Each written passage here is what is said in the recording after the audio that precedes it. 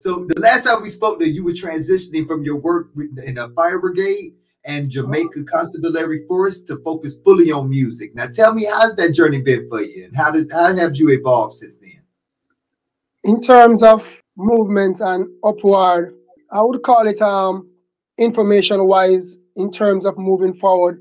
Yes, it's been a journey to really step away from the system of government to a place where you can freely use materials that you have garnered in the past to bring to the present so that people can have an understanding of what to look for where the future is concerned.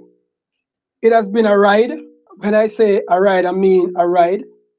Educational wise, the journey is mind blowing. Financial wise, it is a challenge. But if there is a destination, then you must have a journey. And when you get to that destination, what will you have to impart to your audience or your fan if you did not have a type of journey that will give you that meat to really impart to those who are really looking and listening? Because why would a person leave the Jamaica Fire Service